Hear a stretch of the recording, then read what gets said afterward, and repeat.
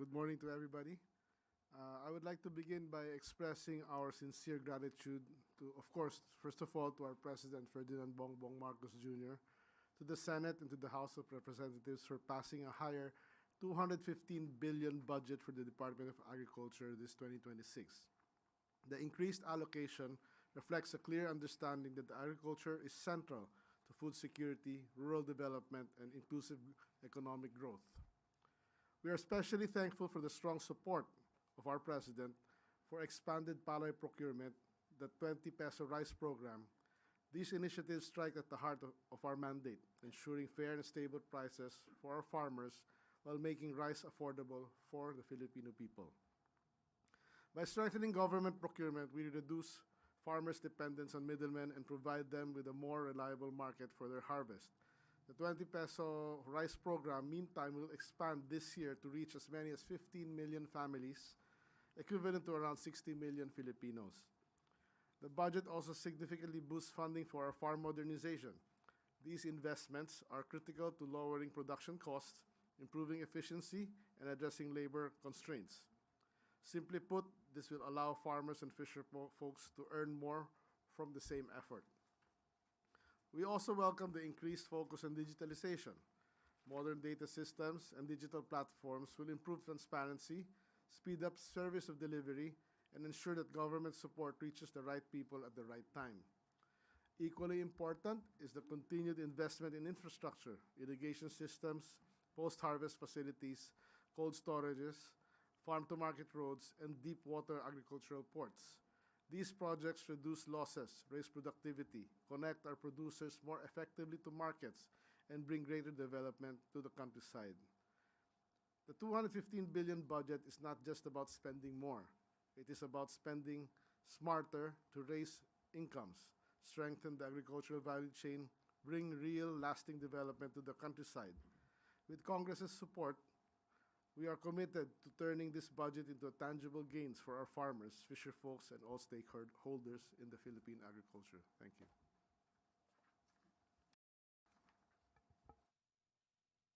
Salamat po, Yusek. Magandang umaga po. Magandang araw po sa ating lahat, lalo na po sa ating mga media friends. Sa ngalan po ng aming butihing kalihim, Secretary Conrado M. Estrella III, at sa patuloy po na paggabay ng ating pamahalaan sa ilalim ng liderato ni Pangulong Ferdinand Marcos Jr. at sa matibay na paninindigan na isulong ang katarungang panlipunan, patuloy po ang pagsusulong ng ating ahensya na mapalakas ang agrarian reform beneficiaries at ang mga programang angkop sa kanilang hanay at lalong-lalo na po ang patuloy na pagsusulong ng ating ahensya na mapalakas ang ating agrarian reform beneficiaries at mga programang angkop para po matamo ang food security sa bansa, kaakibat ang iba pang mga programa ng Department of Agrarian Reform. Sa pamamagitan po ng mas pinaigting na pamamahagi ng lupa, pagpapalakas ng mga agrarian reform beneficiaries at mas epesyenteng paghahatid ng mga suportang serbisyo, patuloy nating tinutupad ang layunin ng tunay na reforma sa lupa at inklusibong pag-unlad sa kanayunan. Habang hinaharap natin po ang taong 2026, patuloy nating bibigyang prioridad ang ganap na pamamahagi at pagsisiguro ng karapatan sa lupa, pagpapahusay ng mga support services para sa mga benepisyaryo at ang pagpapaunlad ng kanilang kabuhayan sa pamamagitan ng modernong teknolohiya, sapat na pondo at matibay na ugnayan sa pribado at pampublikong sektor. Ang mga hakbang na ito ay patunay ng ating patuloy na pangako na gawing tunay na instrumento ng pagbabago ang reformang agraryo, isang reformang naglalapit ng kaunlaran at katarungang panlipunan para po sa lahat. Sa muli po, magandang umaga at maraming salamat po. Para po sa unang katanungan, Clay Pardilla, PTB4. Good morning po, Secretary Laurel. Data from the Bureau of Plant Industry show that around 3.3 million metric tons of imported rice entered the country in 2025, down from 4.8 million metric tons in 2024. Is this decline expected po to continue at magiging less dependent po tayo sa imported rice this 2026? Ang projected rice importations natin for this year, assuming our production remains the same as of last year, is 3.6 million tons. Minimum and maybe maximum of 3.8 million tons because of course our population is increasing, So, but that's the basic plan, yes. Sir, may new tariff po effective January 16. How will this affect the prices of rice in the market for both local and imported? Sa ngayon, yes, 20% ang taripa na basically na-approve ng council for January 16 implementation. Ang MSRP natin for now sa imported rice is 43 pesos. But then alam naman natin na nag-devalue tayo yesterday, no, to 59.33. Then kung ganyan pa rin ang exchange rate by January 16 and plus a 20 peso 25% increase in malamang mag-issue tayo ng new MSRP na 45 pesos per kilo to address the reality. Thank you. Sorry, sir, this new MSRP is expected to implement when po? January 16. 16 din po. But of course, we will only declare the final number by January 15. Depende sa exchange rate, depende sa international prices. Thank you. Thank you. Sunod na katanungan, Chloe Hufana, Business World. Good morning po. With global rice prices around $360 per metric ton, the flexible rice tariff this year is expected to be set about 20%, as you said, raising concerns about low revenue collections. A CPBRD report warned that this may fall short of the 30 billion annual requirement for the Rice Competitiveness Enhancement Fund, with any gap to be covered by the GAA. So how is the government planning to manage potential revenue gaps to ensure the RCEF remains fully funded without crowding out other regular programs? I'd just like to clarify some figures. No? Yung $370 na nabanggit ninyo, that is the posted prices of rice, generic pricing sa mga website. But the actual price na binibili ng ating mga importers at the moment of the higher quality 5% broken at tinatawag na DT8 is 425 to 440 para lang at least we're aligned. But hindi mali yung figure mo, but it's just a different type of rice we're really buying. As far as yung revenue collections are concerned, or for the RCEF, nalagay sa aming budget sa GAA ang 30 billion, minimum guaranteed fund nga for RCEF. So, safe ang RCEF even though bumaba man ng taripa or tumaas, at least yung RCEF fund natin will have 30 billion this year. So this won't compete, sir, with other projects of the... No, it is specifically for RCEF. Thank you, sir. Salamat. Sunod na tanong, Ann Soberano, Bombo Radio. Thank you. Sec, good morning. Hindi pa rin po nawawala yung pangamba na posibleng sumirit na naman po ang presyo ng bigas ngayong taon. Sec, ano ang konkretong plano ng Department of Agriculture para pababain at patatagin pa ang presyo ng bigas?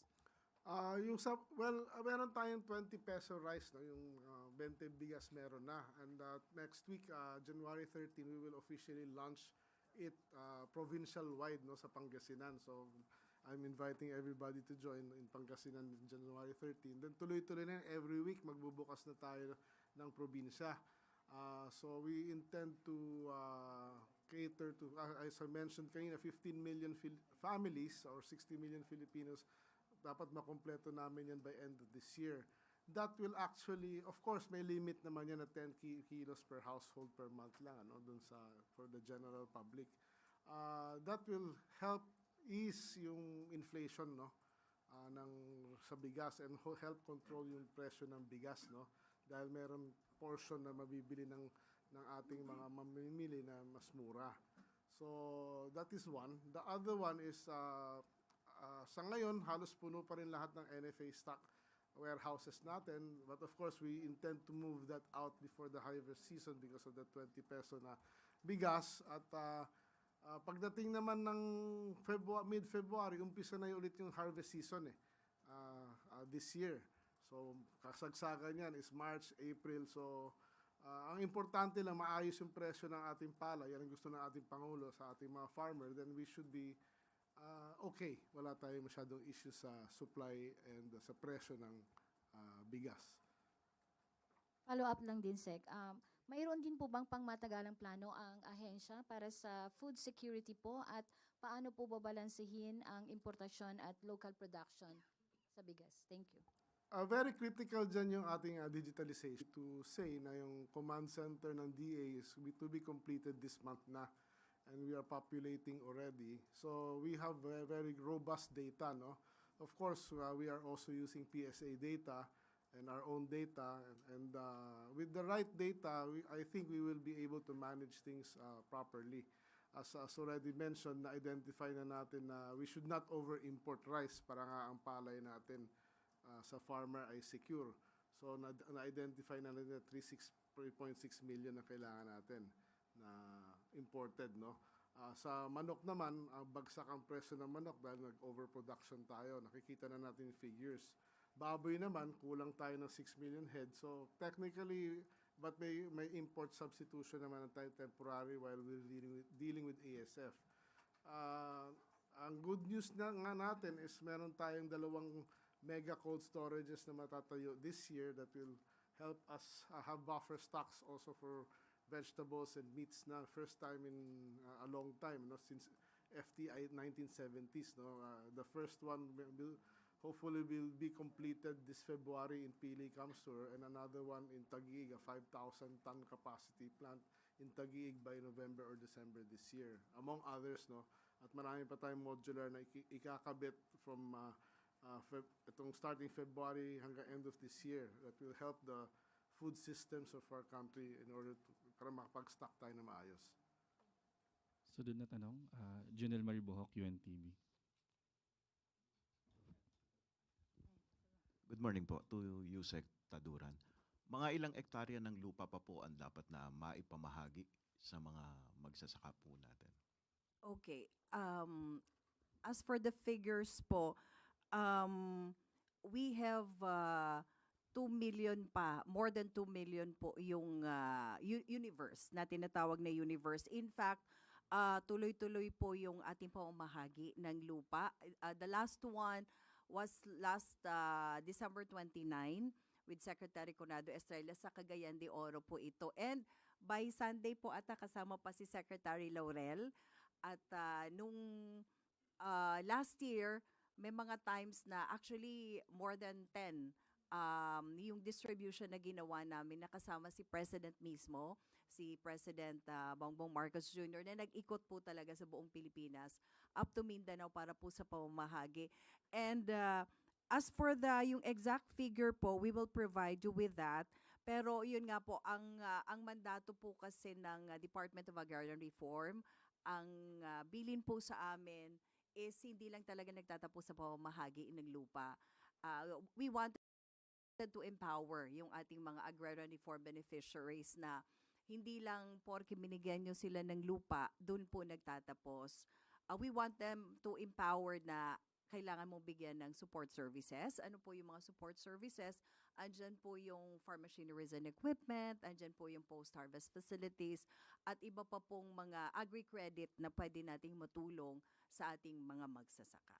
Pero yung mga natitira mo, dapat na maipamahagi, kakayanin po ito na matapos bago... Yun po talaga ang commitment ng Department of Agrarian Reform sa leadership po ng ni Secretary Conado M. Estrella III. At syempre, yun din po ang ano sa atin, ang mandato sa amin na talagang by end of 2028 ni BBM, kailangan pong matapos na maipamahagi po itong mga lupang ito para sa ating mga beneficiaries. Maraming salamat po. Thank you po. Follow-up question, Aileen Taliping Abante. Yusek, good morning. Good morning. Na yung nabigyan po ba ng lupa, nasusubaybayan nyo pa po ba yun? Kasi Hindi natin maalis, baka minsan magigipit na ibebenta. Pwede ba yon? Actually, magandang tanong po talaga yan. Dahil meron po tayong batas na within 10 years, hindi nila yan pwedeng isangla, hindi nila pwedeng ibenta yung ipinamahagi sa kanilang lupa. But, syempre, hindi mo talaga maiwasan, inevitable yan, na merong hindi pa man na ipamamahagi sa kanila talaga yung titulo na isangla na pala, na ipamigay na. Pero in our case, namomonitor po yan kasi meron po kami especially sa support services namin at saka yung mga maro. Meron po kaming bawat yung sa municipal for the monitoring na bawal po talagang ibenta yan. Kasi lahat po silang nagmamayari ng lupa. May taga-monitor kami to make sure na yan po ay kino-cultivate nila ng maayos, hindi nakatiwangwang lang yung lupang ipinamahagi sa kanila. Kaya nga ang under po the leadership of Secretary Estrella, gusto niya ma-empowered na hindi lang ako basta magsasaka, isa rin akong negosyante. Kaya andun po yung support na ibinibigay ng DAR para sa kanila. Lahat ng support services, andyan yung FMEs, Farm Machineries and Equipment, Post-Harvest Facilities, yung agri-credit para kung may mga kalamidad, makakabangon sila. So andyan po yung mga agencies din na katuwang natin, andyan yung Land Bank, andyan din po yung LRA para nga sa patuloy natin na pagbibigay ng titulo. So buti na lang andyan po yung mga katuwang na, and of course ang DA, kami po ang nagtutulungan para nga mas ma-empowered pa yung ating mga magsasaka. Thank you. Thank you. Follow-up question po, Ira Panganiban, Radyo Bandido. Hi, Nina. Hi, good morning. Hi, Yusek. I was just wondering, ilang hektarya per beneficiary ang binibigay natin? How big? 3 hectares po talaga yung tawag nito, yung maximum na pwede mong ibigay sa ARBs. At ang kagandahan ngayon, yung sa, because meron na nga tayong tinatawag na gender and development, yung sa titulo, kasama na yung spouse. Di ba before, yung kung sino lang talaga yung beneficiary, halimbawa si Mr. Juan de la Cruz, kung yung spouse kasama na dun sa ipinamamahagi namin, halimbawa Mr. Juan de la Cruz and Mr. Juana de la Cruz. So yun ang kagandahan dun sa titulong binibigay. Kasi hindi na siya mother title, may individual titling na.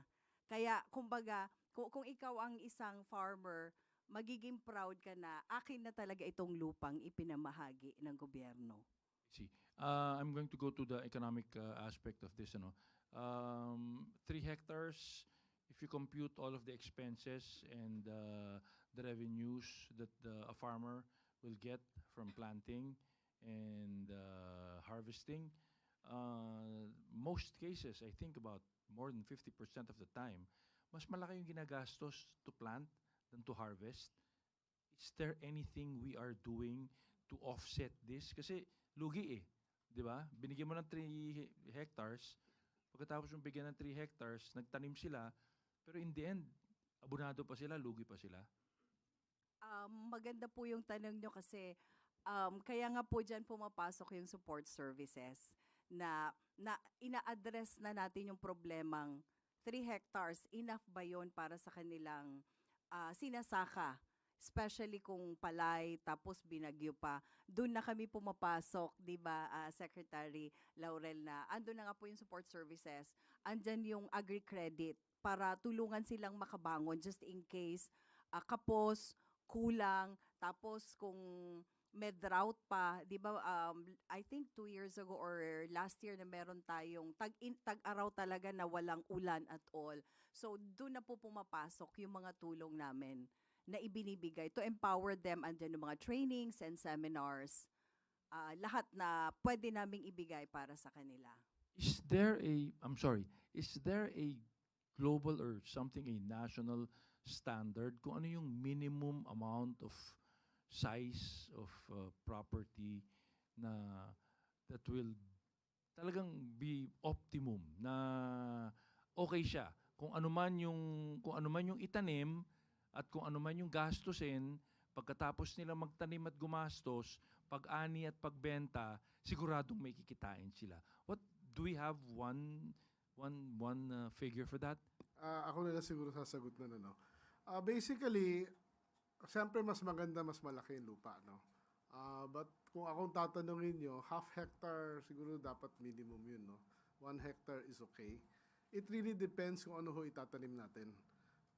Katulad ng may nagsuggest sa amin, gawa tayo ng programa for malunggay. Nung kinumpute ko, kung kikitain lang ng farmer per year, 50,000 pesos or 4,000 naman, wag na. Diba? Pero ngayon, meron kaming proyekto. Ang sili ho, ngayon, 600 pesos, 500 pesos sa palengke. So ngayon, kinumpute namin kahapon, pwedeng kumita yung 1 hektarya ng 200,000 a year. Ayun ang tatanim natin.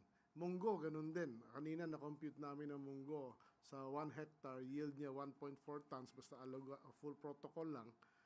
Pwede siyang kumita ng mga 120,000 a year, no, sa hektarya. In between doon, siyempre, pwede pa siyang magtrabaho ng iba. So, it's technically, maglalabas na ho ang DA together with DAR ng menu na kung anong dapat nila itanim at this time. Kasi ito yung kulang sa merkado, ito yung taas ang presyo. Para ho ma-address din natin kung ano yung matataas sa mga palengke natin na kailangan natin pababain. Thank you. And if I may add also, may mga success stories po kami, maikwento ko lang. Meron na kaming pinuntahan sa Benguet. There are 13,000 farmers. Meron kasing cooperative na. So, kumbaga sa nagsama-sama na sila. So, they are earning para more than 1 billion. That was last year. Kasi high value crops, yung mga tinatanim nila, especially sa Benguet. 'Di ba mga doon, mga high value crops. Kaya talagang gusto na nga nilang gawin din na agritourism. So yung mga gano'n na pag nagtulong-tulong yung cooperative, kaya nga pinapalakas din namin, isa rin po sa mandato ng DAR is palakasin din yung mga ARBOS, yung Agrarian Reform Beneficiaries Organizations, at saka yung ARC namin, Agrarian Reform Communities, para mas magkakatulungan sila. Follow-up question, Maricel Lili, TV5.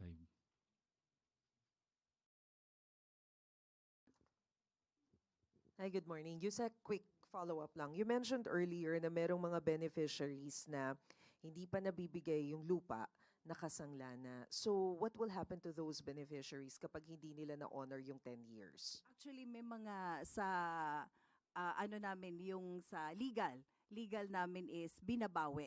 May mga instances na babawiin sa'yo, meaning to say, hindi ka pala capable to be a landowner under the Agrarian Reform Beneficiaries. Kaya may mga instances na kami, wala lang sa akin yung data, pero we can provide you with the data if you want, yun sa mga ownership na binawi ng DAR because naibenta nila or isinangla. Yan. Sorry, I understand you don't have the exact number, but at least do we have the estimate to as how many beneficiaries yung nabawian? As of now, I don't have the data. Thank you, Ms. Maricel. Pero I can provide you with that. Thank you, Yusek. Thank you. Another follow-up, Eden Santos, Net25.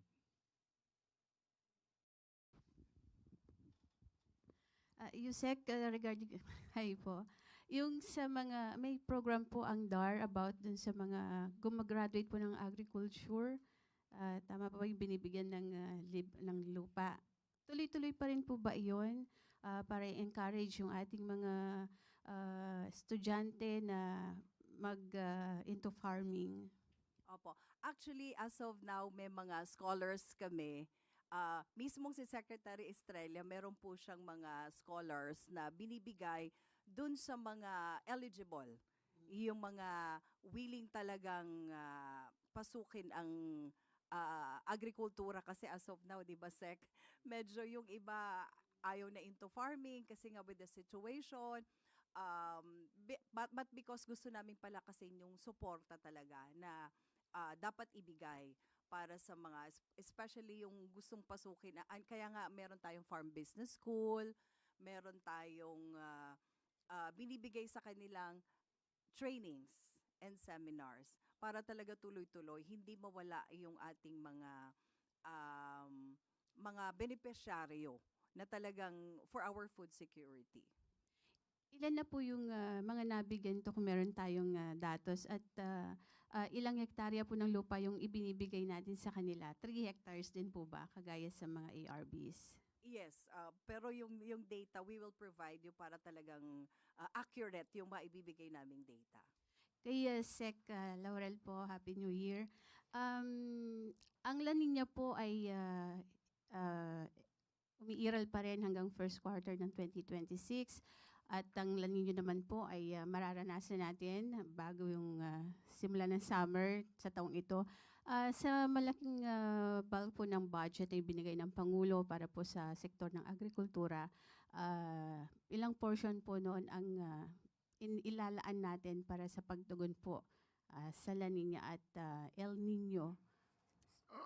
Well, definitely the budget, as far as the 297 na nabanggit, major role to address El Nino and La Nina would be sa NIA, di ba? And their budget is quite reasonable naman, so that should help. As far as the DA is concerned, marami kaming, hindi naman maraming budget, but meron nadagdagan yung budget namin for greenhouses. So that will address yung heavy rain and possible slight drought, no? So we need more of this. Ang tawag ko dito is white revolution, and ang full scale nito actually 2027 eh. We need more of this controlled atmosphere na greenhouses na tawag in order to be able to produce even through heavy rainfall or through lack of water naman. So yun ang kailangan natin i-develop. Ang Korea ho, 50,000 hectares ang kanilang greenhouse area, 'di ba, to serve the country. Tayo ho, 500 hectares pa lang. So that is the solution, long-term solution natin is yung greenhouse, which we call white revolution, parang gano'n. Sa mga magsasaka po natin, ano po yung mga measures or tulong na maibibigay po natin sa kanila para hindi po sila masyadong maapektuhan ng La Nina or El Nino? Well, this year naman ang weather projections na nakita natin ay hindi naman drastic yung La Nina and El Nino. It's supposedly mild eh. So I think medyo maayos pa rin. Ang tinatakot ko lang sa talaga for like last year and this year yung bagyo eh. But yung La Nina, El Nino this year, I'm quite comfortable na it should not affect too much. Another follow-up, Ivan Mayrina, GMA 7.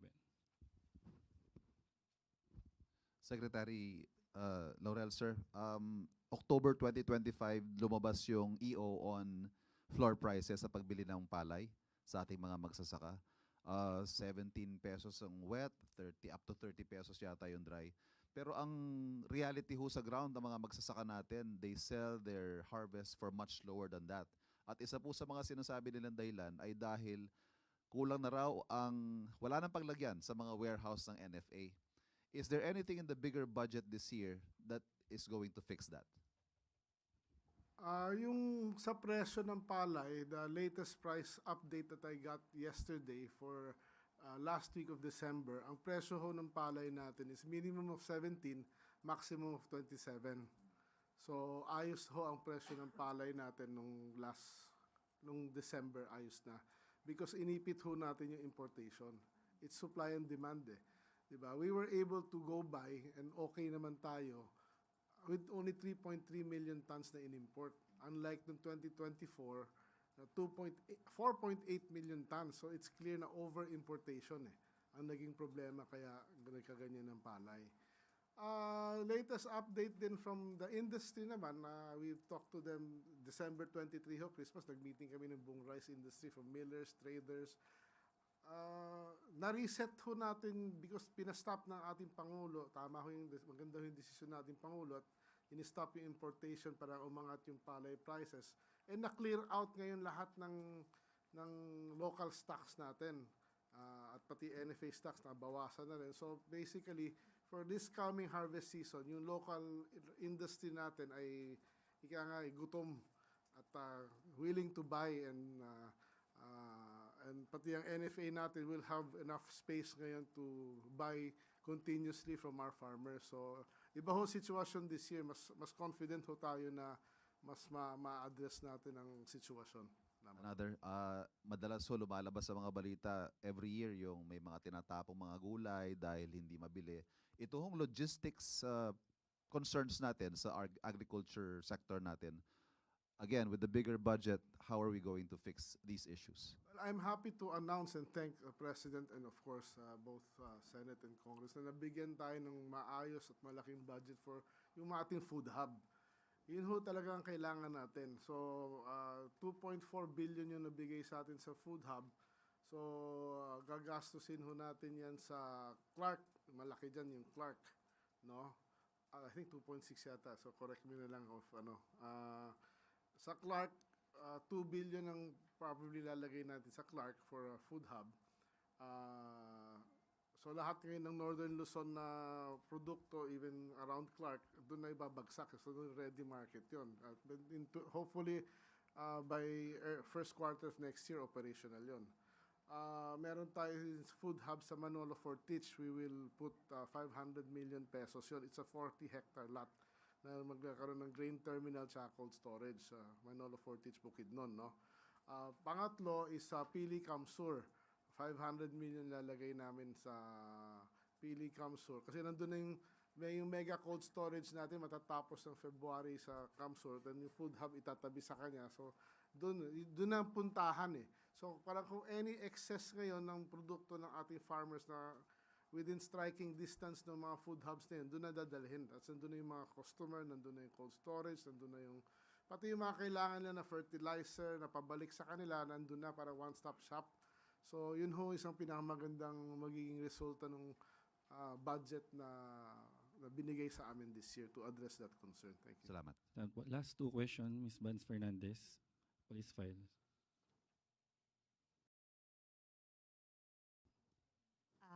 To any of the spokesperson there, sir or ma'am, may batas ba tayong dapat sundin dun sa mga kasama o magsasaka na hindi sumusunod sa nagmay-ari na hindi nagbibigay ng buwis? Kasi for almost 5 years, hindi sila nagbibigay ng kanilang, yung share para doon sa nagmay-ari ng lupa. May batas ba tayong dapat sundin dito o anong dapat gawin? In my opinion, I think that is a private transaction. No? I'm not actually hindi ako masyadong familiar dun sa cases na gano'n. I'm sure na nangyayari yun, pero wala naman nakakarating sa amin na nagpapatulong for those issues as of the moment. Eh. So, I really cannot comment other than that. Yeah. Yes, sir. Regarding dito sa mga iba, wala hong patubig, do you coordinate with NIA? Ayun sa patubig, ang problema natin sa patubig ay talagang napabayaan ho yun ng so many other administrations. No? We still need to irrigate 1.2 million hectares. And it takes money, no? Pera. So at assuming nilang 1 million per hectare ang ano yan, that's 1.2 trillion pesos. If I'm hoping no in the future budget natin 27, 28, 29, 30 kumalagyan lang ng tig to 200 billion a year yan no in 5 years, 6 years irrigated na tayo and ang laking boost yan sa ating production ng lahat ng halaman ang kailangan natin no para sa ating food security. Thank you. Para po sa last question, Samuel Medinilla, Business Mirror.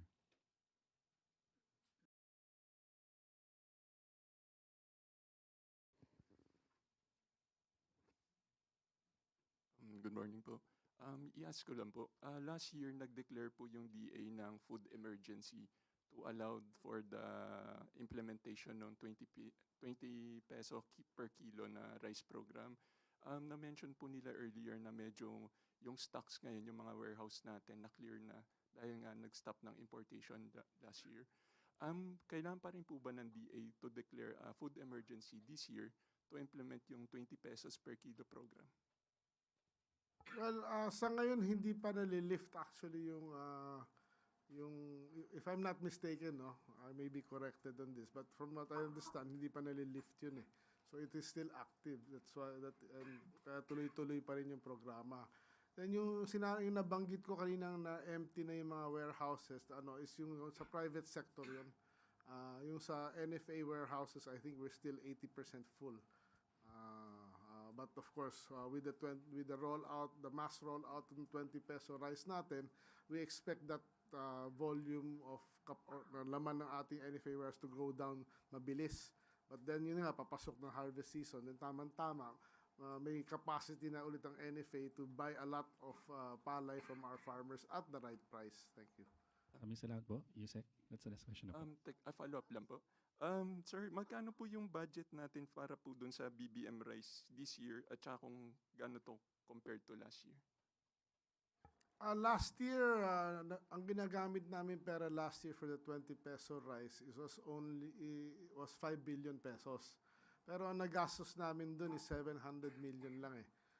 Because of hindi ganun kadali i-implement nga, we took us 6 months to lay the groundwork. This year, nadagdagan kami ng 10 billion. So, more or less, ang operating budget namin for this year, cash on hand, if you might say so, will be 14 billion plus, no, for this program. And it will be spent wisely, and it will definitely benefit a lot of Filipinos, no. Last follow-up po, Let Narciso po. Secretary, DA po mismo ang proponent ng farm-to-market roads na pinondohan ngayong taon. Tama po. May sinasabi po kasi ang isang civil society group na hindi raw properly costed yung karamihan sa FMRs dahil may mga proyekto na pare-pareho pa rin ang halaga. Ano po masasabi niyo? Well, depends yan, no? Are we talking about before or now na kami mag-implement? Ngayon po. Definitely, I can guarantee kung sino man yung nagsasabi nun na properly costed to. Meron na akong bagong costing.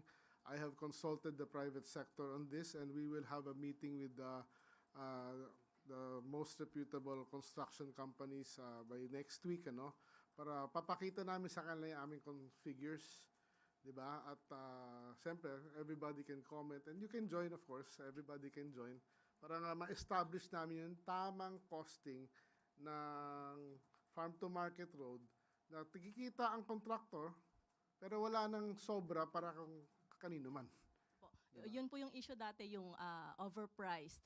So, base po doon sa naging costing ninyo ngayon, kumpara doon sa mga dating proyekto, bumababa yung halaga? Well, ang initial lumalabas sa amin figure, no, na pipresent namin sa mga construction companies nga, nasa including VAT ito, VAT inclusive, nasa 14.5 million per kilometer with VAT na yan, with the canal pa, with the canal.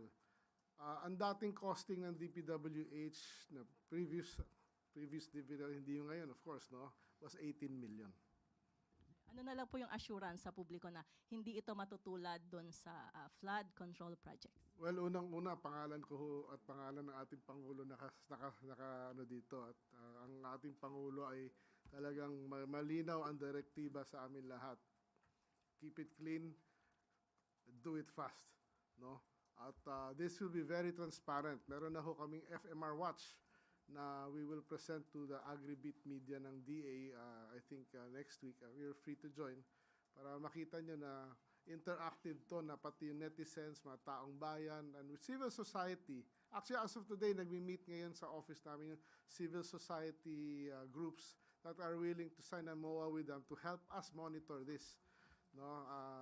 And it will be so transparent na everybody, every single Filipino can actually go to this portal and see what is happening to every single road na ginagawa. Thank you. Maraming salamat po. Yun ang panghuling katanungan niyo, Sir Claire.